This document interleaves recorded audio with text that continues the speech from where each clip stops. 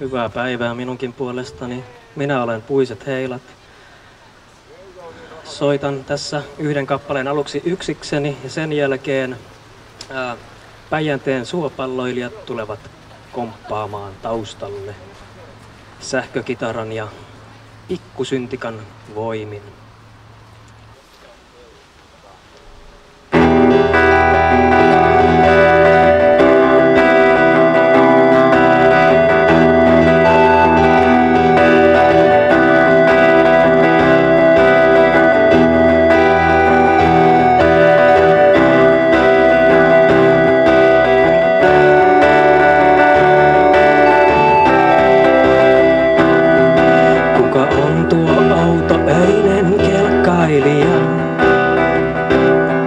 Joka hulluna ajaa pitkin tuntureita. Kelkka kiitää ilman ääntä, eikä lumen jälkeäkään jätä. Se syöksyy vauhdilla tunturikuruun ja savuna ilmaan haihtuu.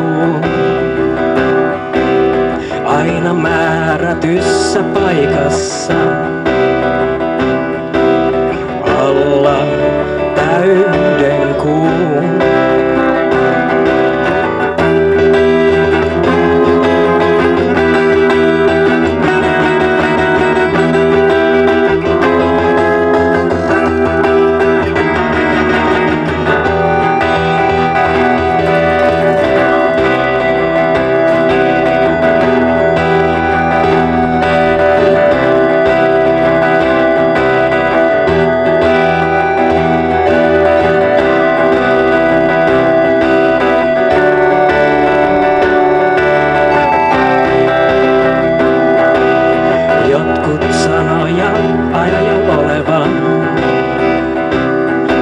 Menneen miehen, joka jopa hulluna oli lähtenyt tuntureille ajelemaan.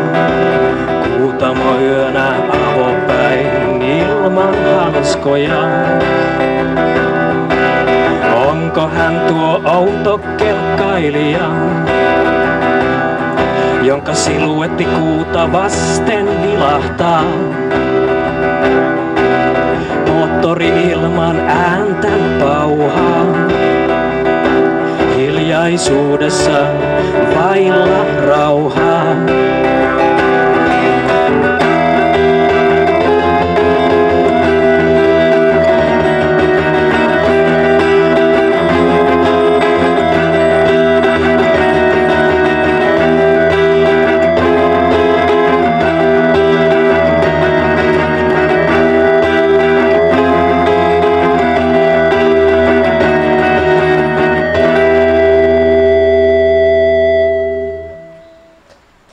Kiitos. Minä olen Ville Suopajärvi, soitan Puiset Heilat -nimisessä yhden miehen orkesterissa ja soitan myös Vinti Carlos duossa ja Riukupastori-yhtyeessä. Pääsoittimena yleensä kitaraa. Yleensä folk-painotteista musiikkia, mutta sitten siloiseluja kaikenlaisesta musiikista, mitä vaan mieleen tulee ja mitä osaa. Tai ei tarvitse välttämättä osatakaan. Niin, eikö se ole melkein parempaa soittaa semmoista musaa, mitä oikeasti ei osaa? Joo, yleensä siitä tulee ehkä omituisemman kuulosta, kun yrittää olla niin kuin jotain muuta kuin on. Miten sä oot löytänyt itse niin kuin alkuaikojen musaa? Niin kuin, mistä sä sait tietää hyvistä jutuista? Se taisi olla mun serkkuni kautta, joka mulle esitteli kaikenlaisia mielenkiintoisia bändejä ja artisteja. Et se tuli oikeastaan sitä kautta. Ja sitten musiikki-tv tietysti oli niinku 90-luvulla semmoinen suuri. Joo. Et sieltä niinku kuuli kaiken näköistä. Ja näki mielenkiintoisia videoita ja tuolla lailla. Niin. Ja sitten no sitten ton perään heti joku Rovaniemen maakuntakirjaston musiikkiosasto, niin siellä oli kyllä niin hyvä valikoima, että aina kun löysi musiikki-tv tai jonkun kautta jotakin, niin sitten meni vähän sinne hyllyille katselemaan, että yleensä löytyi tosi hyvin kaikkea. Ja sitten kun tavallaan tutustui kokeellisempaankin musiikkiin, niin sieltä aika hyvin sit löytyi niitä levyjä, sit satunnaisesti otti vaan niin mitä tahansa. Niin kannet näytti mielenkiintoiselta tai nimi tai joku tämmöinen oli mielenkiintoinen. Niin sitä kautta. Joo. Onks sulla on myös kuvataiteen taustaa vai? Joo, itse asiassa nyt niin kuin tänä keväänä valmistuin kuvataiteilijaksi Turun tuolta Taideakatemialta. Joo. Ja sitä teen aina kun ehin. Yleensä musiikki kyllä vie vähän silleen niin kuin enemmän huomiota. Se on ehkä ollut silleen pidempään jotenkin selkeänä. Et sen kanssa on ollut kiva kokeilla kaikenlaista, mutta kyllä se kuvataidepuolikin silleen, erityisesti piirtämistä nykyään on harrastanut. Ja tietysti jotain niin kuin musavideoiden tekemistä silleen. Eihän mulla niin kuin mitään kunnon laitteita ole semmoisia, että se on niin kuin pokkarikamera vaan, mutta siis yritän käyttää kaikki hyödyksi. Joo, mutta useammasta vähän rajallisemmilla resursseilla tulee parempia ideoita. On ja siinä sitten oppii samalla, että sitten kun se on tavallaan on mahdollisuus käyttää sitten jotain niin ammattimaisempiakin vehkeitä, niin se on sitten jotenkin helpompi siirtyä, niin on käynyt läpi jo. Joo. Onko sä koskaan sarjakuvia piirtänyt tai Joo, julkaistu? kyllä, mutta enemmän ehkä pienempänä. Musta tuntuu, että mulla ei ole tarpeeksi ideoita tehdä mitään. Monesti tulee sellainen olo, että haluttaisiin tehdä jotain sarjakuvaa ja sitten aloittaa suurin piirtein ensimmäisen ruudun. Ja mie en osaa niinku etukäteen suunnitella mitään käsikirjoituksia tai tällaisia. Ja sama ehkä kuvataiteessa. Mutta siinä on jotenkin helpompi lähteä vaan niinku tekemään jotakin, mihin kynä vaan vie. Ajattelin noissa biisien sanotuksissa on jo suurin piirtein niissä kaikissa olisi sellainen sarjakuva-albumi. Kyllä minä luulen, että se on niinku ihan... Kyllä me pienenä luin paljon, tai paljon, mutta silleen jonkun verran sarjakuvia käytin aikaa, niin kuitenkin aika paljon, niin kyllä minä uskon, että ne on vaikuttaneet. Joo. On, niin se on mielestäni usein, varsinkin kaikki bändit tai musa, mitä mä oon sulta kuullut, niin niissä on semmoinen tietty aina tarinan kerronnallisuus siinä biisissä, että siellä on sellaisia hahmoja. Joo, ehkä siis yleensä ne hahmot on niinku tosi usein ollut lähtökohtana.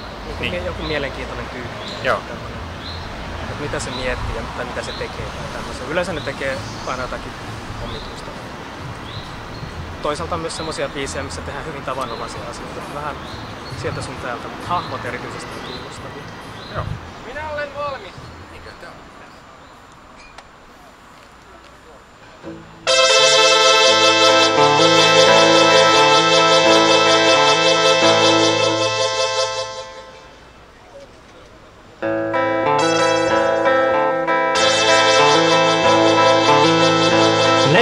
Sarjakuva sankaritar.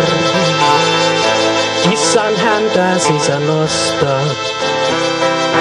Hörpit poron kusta, lahonneesta, kuksasta, autio tuvassa, hiljaisuudessa.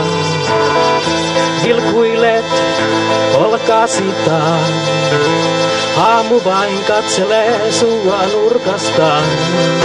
Alter egosi nousee sun varjostasi kuin lattialuukusta kämpän kellarista.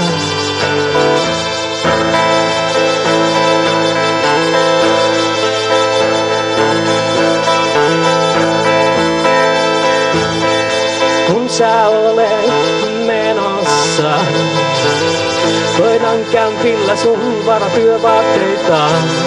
Yleensä palatiestä märkänä joskus. Vaatteet veressä paistan kyljyksen lämmitän saunan sinulle.